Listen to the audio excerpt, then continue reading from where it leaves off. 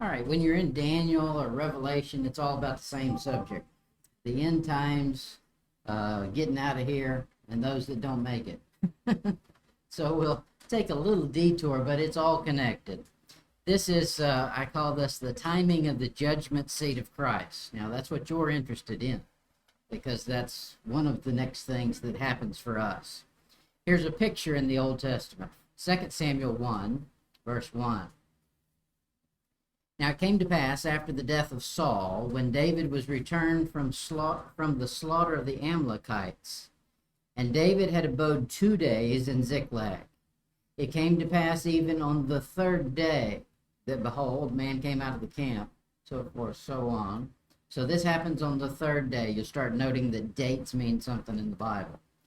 This is a long passage. It goes all the way down to about verse 16. You know the story. He comes up and he claims that he's the one who was the killer of Saul, because Saul asked him to. Verse 8, and he said unto me, Who art thou? And I answered him, I am an Amalekite. And he said unto me, Stand, I pray thee, upon me, and slay me, for anguish is come upon me, because my life is yet whole in me. That is, I want to die, but I'm not dead yet. I wish I was. So I stood upon him and slew him, so forth, so on. Drop down to verse 13. And David said unto the young man that told him, Whence art thou?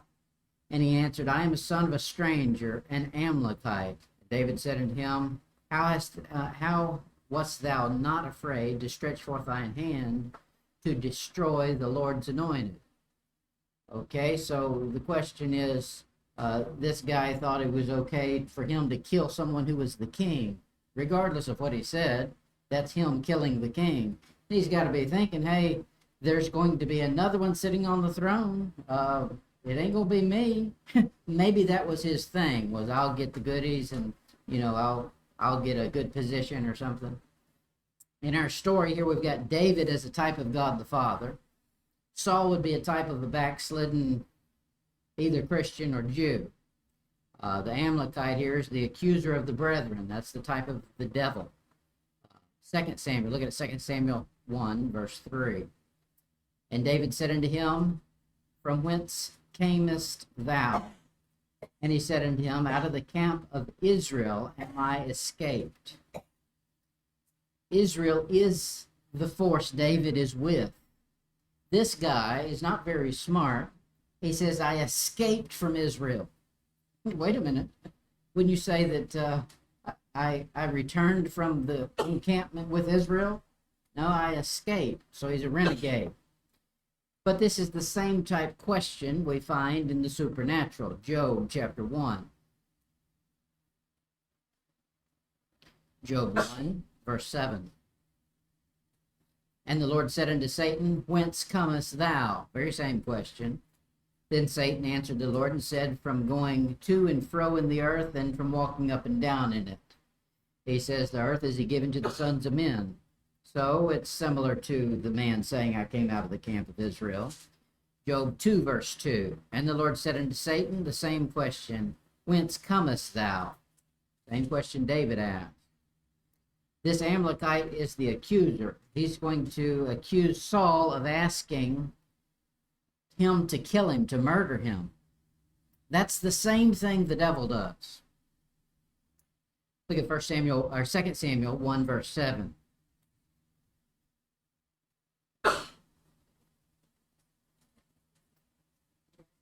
2 Samuel 1, verse 7. And when he looked, this is Saul, behind him, he saw me and called unto me, and I answered him, Here am I. Now, that doesn't mean much by itself, but when we put it together with some other things, it's pretty wild. Look at it in Genesis 4.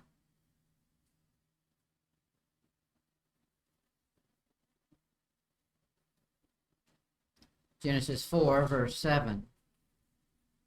God speaking to Cain.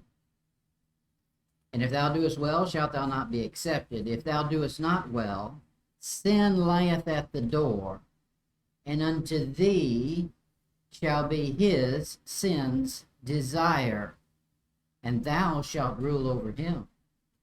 Like Saul calling to the heathen and saying, come kill me, murder me. That's exactly what the devil's going to do in heaven. He's going to say they did this sin on this day, this time, and they asked me to help them with it. That's why he's the accuser of the brethren. We don't accuse him, it's the other way around. Numbers 32. Numbers 32, verse 23. It says, but if you will not do so, behold, ye have sinned against the Lord, and be sure your sin will find you out. It's as though you have possession of the sin. The sin is your servant. All a man has to do is say, I want to get involved in this or that sin, and that sin shows up. It is the servant of the fallen nature of man, is a sinner. This accuser is, of course, a liar. The devil is a liar. 2 Samuel 1, verse 9. 2 Samuel 1, verse 9. And he said unto me again, stand, I pray thee, upon me, and slay me, for anguish is come upon me, because my life is yet whole in me. Now, for us, when we stand before the judgment, there's many a Christian who will do this. This is probably the category of those who commit suicide or attempt it, is their life is whole within them and they don't want it to be. And they want some outside force to take it from them. And they try to do it themselves. For the king here, though, he had something he didn't realize he had. Or maybe he had sort of an idea of it with this wording here. He had eternal security and didn't know it. When Samuel comes up, he says, tomorrow you and your boys will be down here with me. So he went to the same place that Samuel was, Abraham's bosom. So he had eternal security. I think that was a benefit of being king, anointed by God. When God allowed a man to become king in Israel, he got eternal security. Doesn't mean that he knew about it, but that is one thing that was a byproduct of it. David says, take not thy Holy Spirit from me. He was afraid he would lose it. He didn't. It's called the sure mercies of David, but I think it was given to every proper king. Now, not in north, not in the divided kingdom in the north, because they were not in the proper line. Would that be from David? Mm-hmm. Not No, I would say it was even Saul. God gave them Saul. In fact, Samuel says to Saul, he would have established your kingdom, but for this, the bleating of the sheep and all that. Rebellion is as the sin of witchcraft. 2 Samuel 1, verse 10. So I stood upon him and slew him, because I was sure that he could not live after that he was fallen. That is, the devil standing before God saying, he's gotten into such wickedness that I'm sure you won't have him after this. Therefore, I just did him in. The very thing he wanted to do to Job. Now, I like the response God gives the devil when he's talking to Job. He says, you can touch him, but save his life. The devil was put in guard of the life of Job. He says, and I took the crown that was upon his head, and the bracelet that was on his arm, and have brought them thither unto my Lord. Okay, he took something that belonged to the king. Now, these were jewels. Crown, for Christian, what we're supposed to be working for is crowns. And like the song says, the jewels. That accuser showed up on the third day. I believe the same is true. After we get to heaven, the third day being the third year of the tribulation, he shows up for court. And that's where we have the judgment seat of Christ. I'll give you more info on it as we go. But here's the quick and dirty of it. I believe that you get, for 3 years, you're judged for the judgment seat of Christ. Then he's kicked out. The accuser of the brethren's kicked out. I think that thing's going to last for 6 months because it's 3.5 years. So he's kicked out and comes to the earth, and he has but a short time. But until then, he's up there accuser. We got in 2 Samuel 1, 2.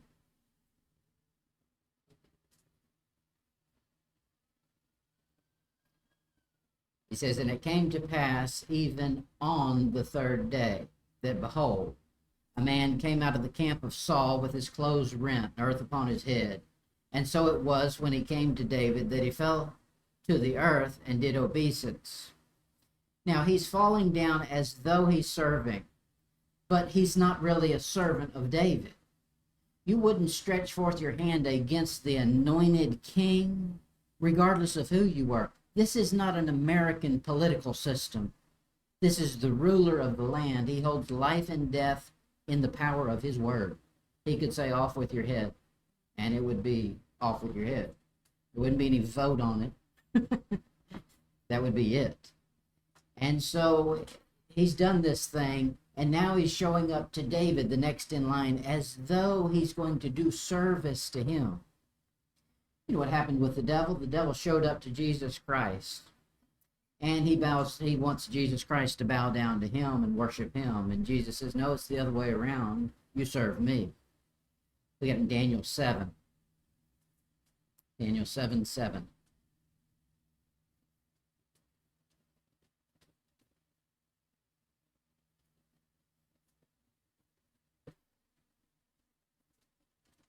He seems like an unassuming fellow that just shows up and humble and, a little nobody.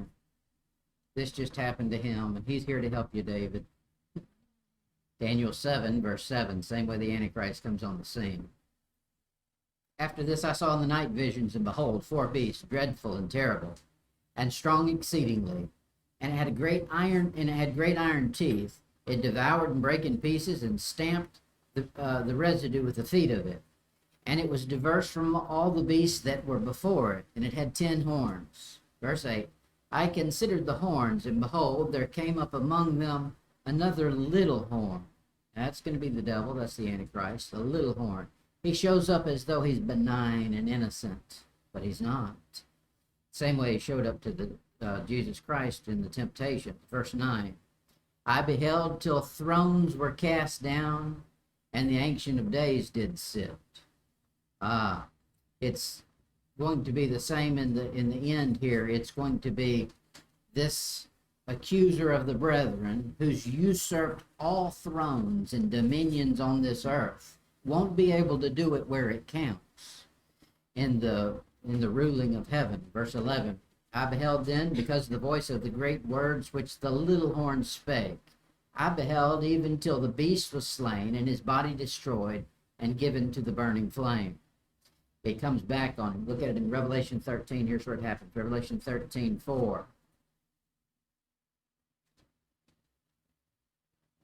And they worshiped the dragon, which gave power unto the beast, and they worshiped the beast, saying, who is like unto the beast? Who is able to make war with him? Well, they're about to find out. And there was given unto him a mouth speaking great things and blasphemy, and power was given unto him to continue, here it is, 3 days. 40 and 2 months, that's 3.5 years. And he opened his mouth in blasphemy against God, to blaspheme.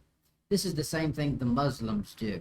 When they're in the country and they're undercover, they're going to be meek and lowly and, act like they're here to help and they're a peaceful religion until they get an upper hand.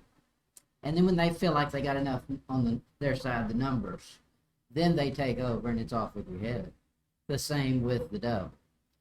The accuser's job is not only to steal your life, God's going to fix it up so they can't die in the tribulation. Many of them can't die. They'll cry for the rocks and the hills to fall on them. God won't let them die.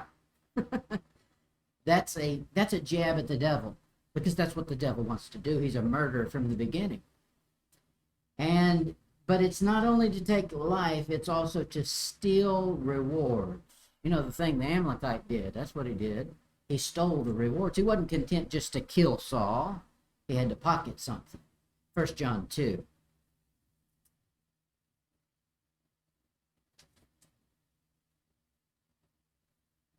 First John 2, verse 1.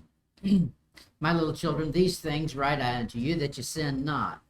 And if any man sin, we have an advocate with the Father, Jesus Christ the righteous. Now, that's how you turn the tables on the devil. If you sin, go to your attorney before it goes to court. He can do an out-of-court settlement right here. Jesus Christ the righteous, the real attorney. Revelation 3. Revelation 3:11.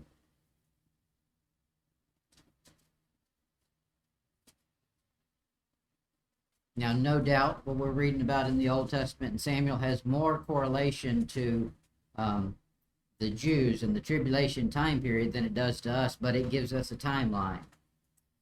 Revelation 3:11. Behold, I come quickly. Hold that fast which thou hast, that no man take thy crown. So just like the Amalekite did, he stole the crown and the jewels. Just like it's going to go on in the tribulation, some can lose it, all the way to losing their salvation. Look at, where were we, verse, what was that, verse 3:11. Go to 2 John 1:8.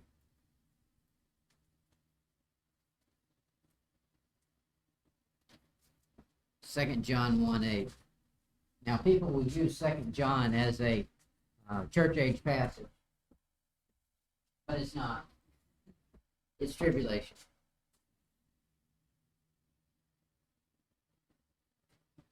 He says, look to yourselves that we lose not those things which we have wrought, but that we receive a full reward. That is, you could get up there and have a partial, you show up and there's only a half a crown left because the accuser, the devil, has stolen half of it. How'd they steal it? You called him in and asked him to take it. 1 Timothy 6.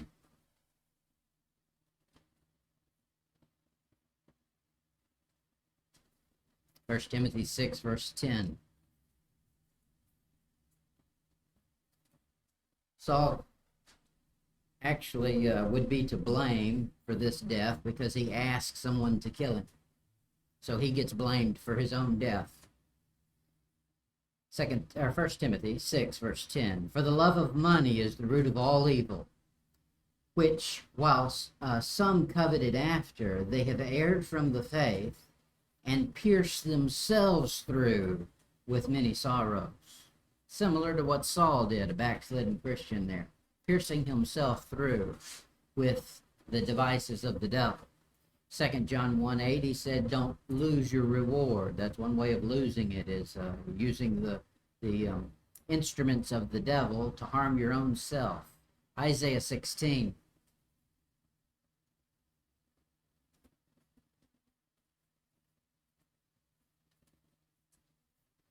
Isaiah 16, verse 4.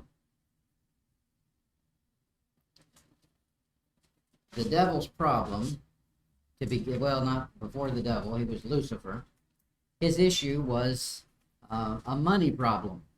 He was an extortioner, and he stole things that were supposed to go on to God. Back then, when you praised God, it turned to gold, silver, and precious stones. It was in his treasuries. You can read about that in Ezekiel 28. And when he would not deliver that, he also set up prisons that were not a God-given thing. He wouldn't pass those on. So he's called many times in the Old Testament an extortioner. Here he is, Isaiah 16:4. Let mine outcast dwell with thee, Moab. Moab is not a good thing. Moab's a bad guy. God's saying, let my outcast slide in there and, hide out with you.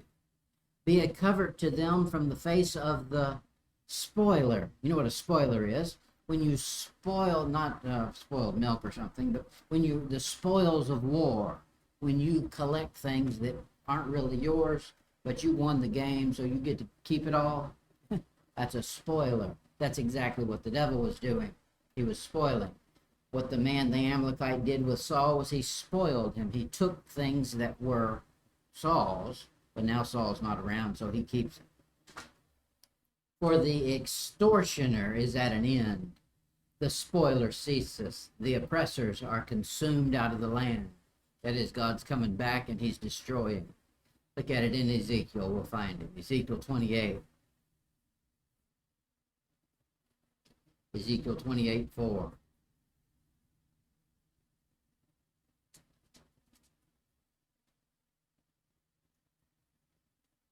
He says, speaking to Lucifer, With thy wisdom and with thine understanding thou hast gotten thee riches, and hast gotten gold and silver into thy treasuries.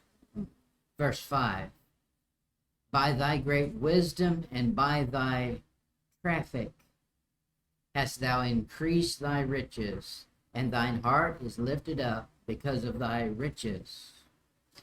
That's the reason he goes in the abomination of desolation. It's a repeat of this right here. The abomination of desolation, he goes in, sits down in the temple, in the spot that's supposed to be hallowed for God, and declares himself to be God, and demands worship and praise from all of his subjects, because that's how he got gold and silver into his treasures the first time. But it's not going to work the second time around. You get it in Revelation 19.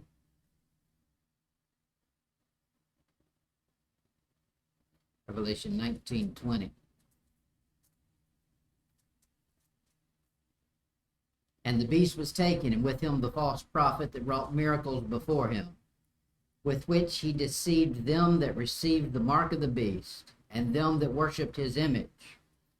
These both were cast alive into the lake of fire burning with brimstone. They got cast in whole, live, and there's an audience to watch it.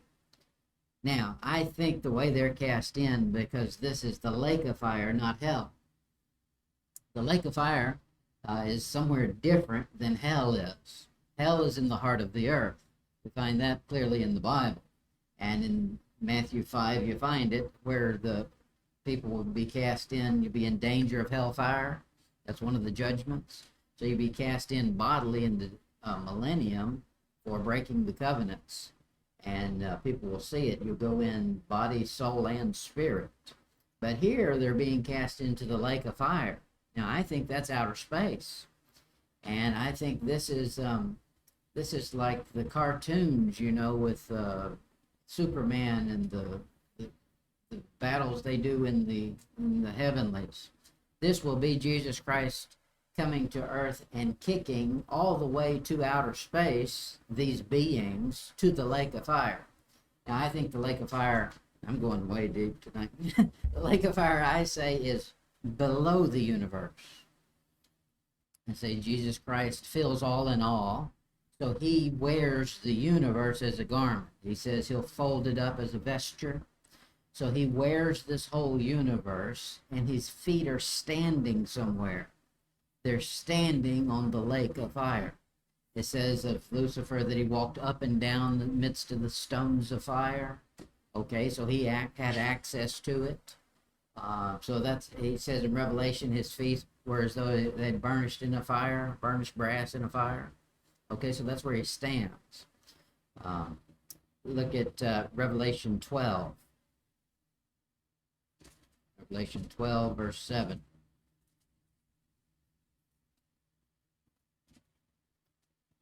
So after 3 days, so that'd be 3 years, the Antichrist comes up, Satan in the flesh, comes to heaven to be the accuser of the brethren in a final showdown where it matters. God sitting as judge.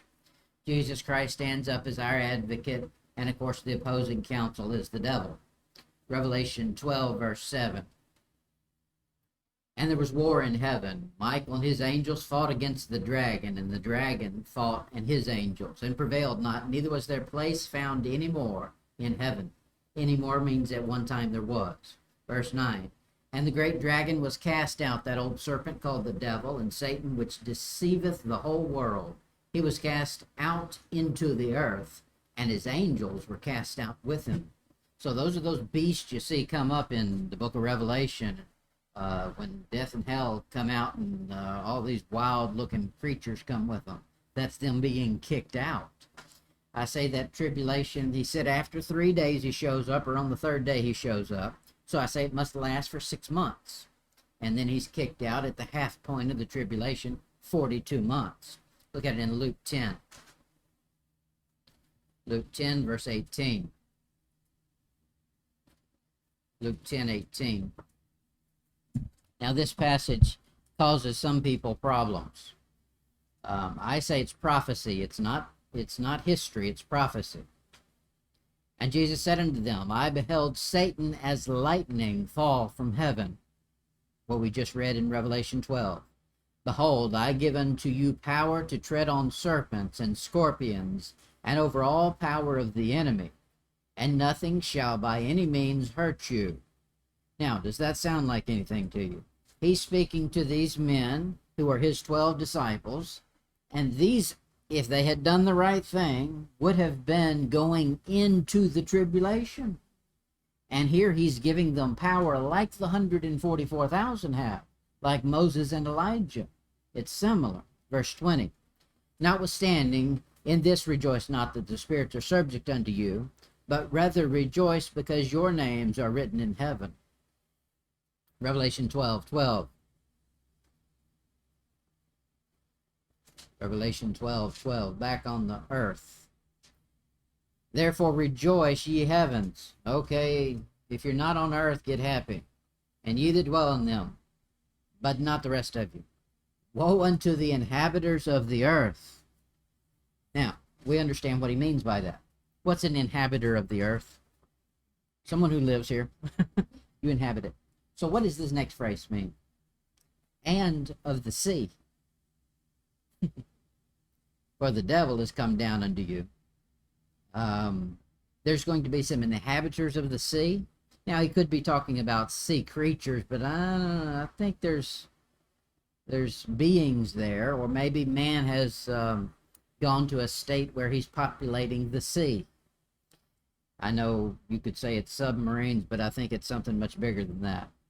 Having great wrath, because he knoweth he hath but a short time. Yeah, he does, 3.5 years. After the judgment seat, after he's kicked out of heaven, then the next event for a Christian is a wedding. We get married. John chapter 2.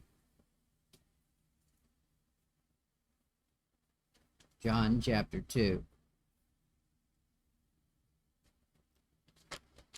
And I gotta check something.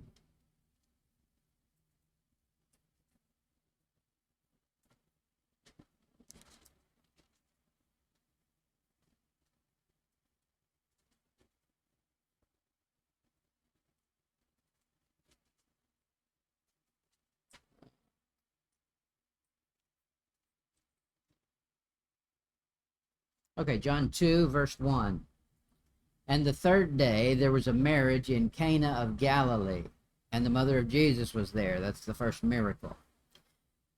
That'd be a picture of what's going to go on. Our wedding is going to be after the third day. So after the 3 years is up, then now if you've gone 3 years, he shows up, and then you've got 6 months of the trial, and then he's kicked out. You've still not made it to day 4, so you're still on day 3. Revelation 19, verse 7.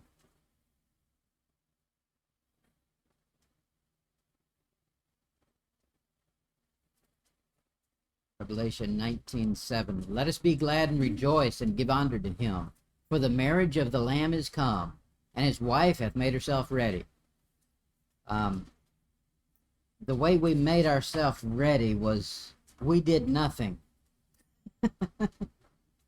You're going to see you're granted some proper clothing. You really do nothing. Jesus Christ does all the work just like he did when you were on earth. He's doing the same thing in heaven. He's the one battling the devil in court. He's our daysman. He's the one who's the attorney, our advocate with the Father, and the devil, the accuser of the brethren. We just are helpless, know-nothings there, standing by. But here he goes, verse 8. And to her was granted that she should be arrayed in fine linen, clean and white. For fine linen is the righteousness of the saints. Now, I just love the way it's worded. He didn't say we did anything to get this. He says it was granted to us. And he didn't say some did enough to get it and some didn't. No, if you're part of the bride, to you is granted these robes of righteousness. Not to anybody else. To the rest of them, they have to be sure theirs don't have spots. Verse 9, and he said unto me, right blessed are they which are called unto the marriage supper of the Lamb. Now, you're going to the marriage because you're the bride. You're not called to it. There's a difference. This is your program. You don't call yourself to your own program. You're going to send yourself a wedding invite? Okay, so that's setting up something new. And he saith unto me, these are the true sayings of God. Matthew 25. My notes have really ended, and now we're... This is probably... What time has it gotten to be? Because this is getting... Well, I'll go for a little bit. Matthew 25. Matthew 25. You know what 25 is about. We'll start it at verse 1. Then shall the kingdom of heaven be like unto 10 virgins, which took their lamps, and went forth to meet the bridegroom. Okay, so they're going out to meet this bridegroom. And 5 of them were wise, and 5 were foolish. So some are good and some are bad. But these are not the bride. They're not there to get married. They're there to meet this wedding party.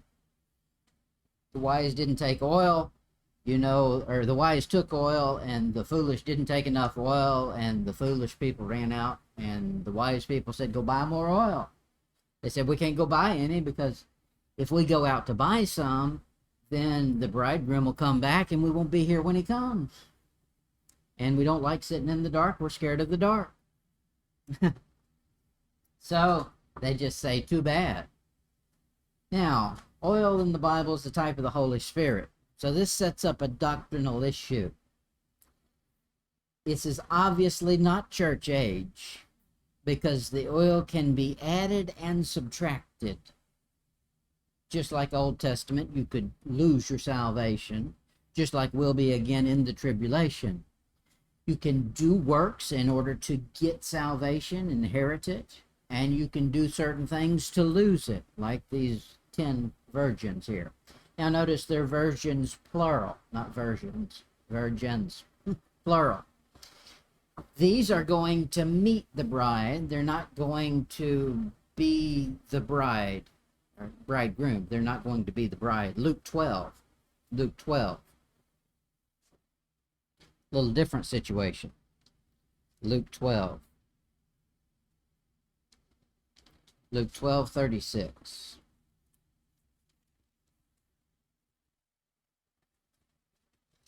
And ye yourselves, like unto men that wait for their Lord, when he will return from the wedding. Now he's been married and he's coming back from the wedding. These 10 virgins were waiting to go to the wedding. These right here are waiting for him when he comes back from the wedding. Different scenario altogether. That when he cometh and knocketh, they may open unto him immediately. Blessed are those servants, not virgins, but servants, but the same analogy, whom the Lord, when he cometh, shall find watching. Verily I say unto you, that he shall gird himself and make them sit down to meat, and will come forth and serve them, so forth, so on. So 2 scenarios here. Both of these, neither of them are getting married, but it's 2 groups that are going to meet someone. So I say there's 2 raptures in the tribulation. There's one in the middle and one toward the end. And by middle, I don't mean exact middle. These 10 virgins are the plural, like you find in Revelation, the 144,000. They're plural. Virgins, that's Revelation 14. We won't turn there. The virgins of the tribulation follow the bride. Look at it in Psalm 45. Psalm 45. Verse 1.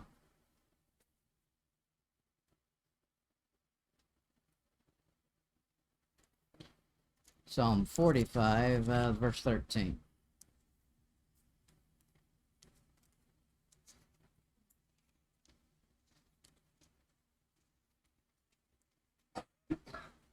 He says, the king's daughter is all glorieth within.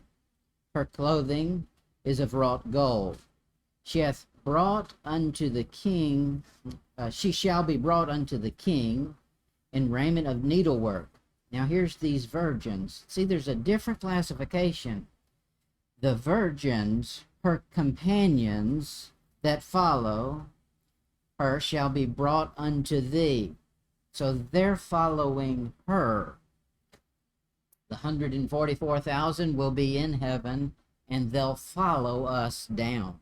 I say the millennium is the marriage supper, where the wedding is over, and for 1,000 years you get to go in and have a banquet. I think that New Jerusalem is a banquet hall.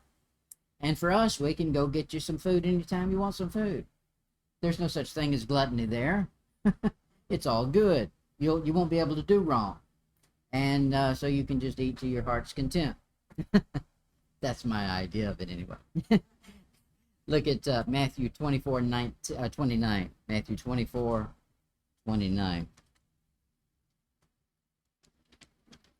This, of course, happens at the end of the tribulation. Matthew 24, verse 29.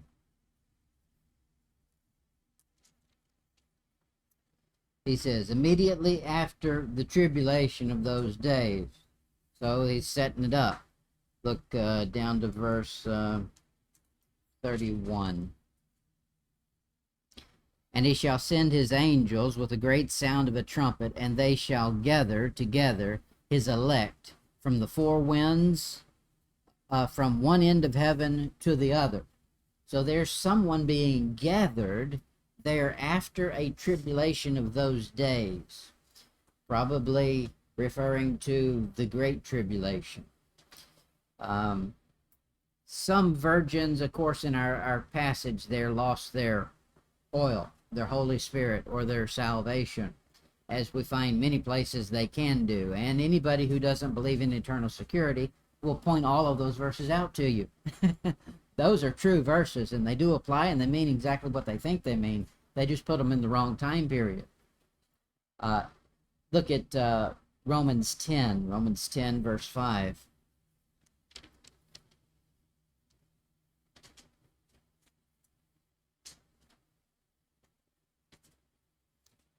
Romans 10, verse 5, here's the salvation of what was Old Testament and will be again in the tribulation.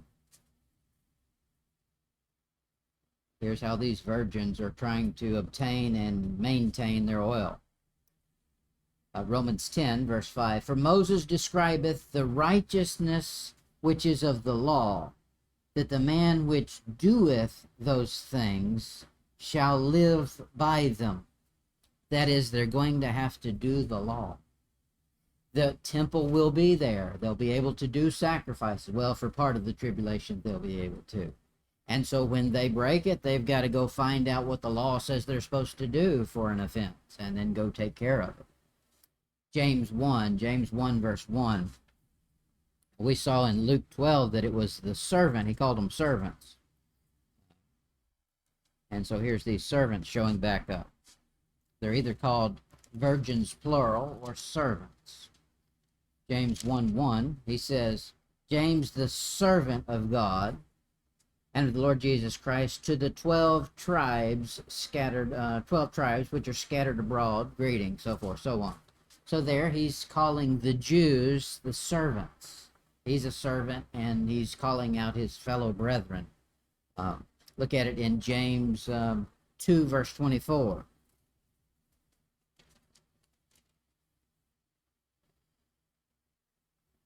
You see then how that by works a man is justified, and not by faith only.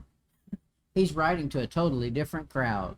These are servants. They're doing works. They're serving. I mean, physically. Christians should serve God, but we don't have to. I mean, that sounds harsh to say, but that's a fact. You don't have to live righteous. I mean, you can have a miserable life if you choose to, and you will, and that doesn't mean you won't be punished by God for it. However, in the tribulation, you lose your salvation for it. You may not make it to the kingdom.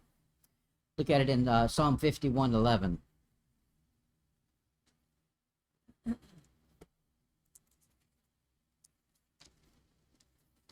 Psalm 51:11.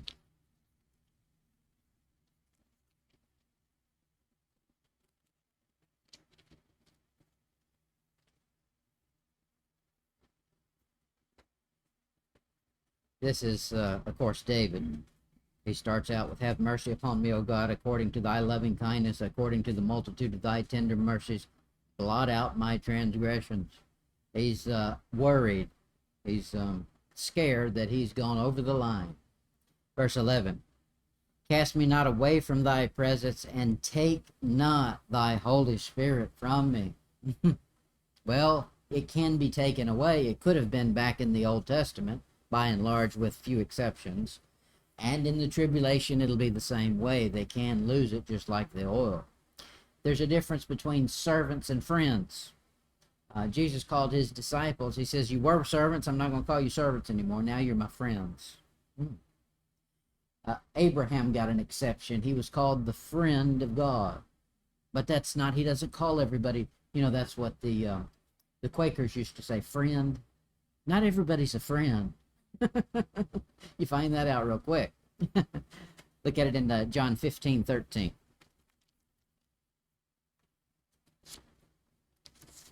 John 15:13.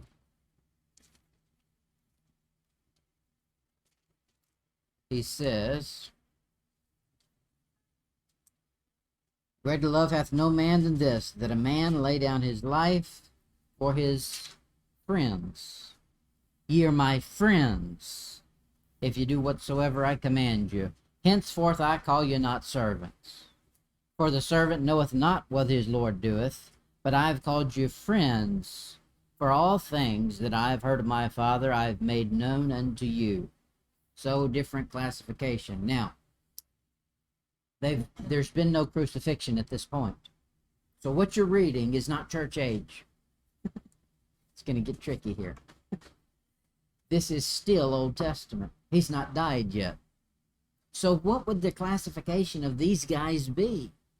It would be like in the tribulation where Moses and Elijah are sealed and the 144,000 are sealed. They are what the Calvinists love, the elect. The elect there becomes individuals. Our elect is because we're put into Jesus Christ, the elect. But the true nation of Israel is God's elect as well. And that's made up of individual elect people. And I've got too many things on here. All right, we better shut it off there. I'll go for another while. But I was going to give you 2 or 3 different scenarios on this. I'll get back to Daniel, but I'm laying some groundwork first. All of these pieces will come back together, and they'll meet back up in Daniel, and then you'll already have the understanding from Revelation and every other place we've been, and it'll all make sense, maybe. All right, that'll do it for tonight.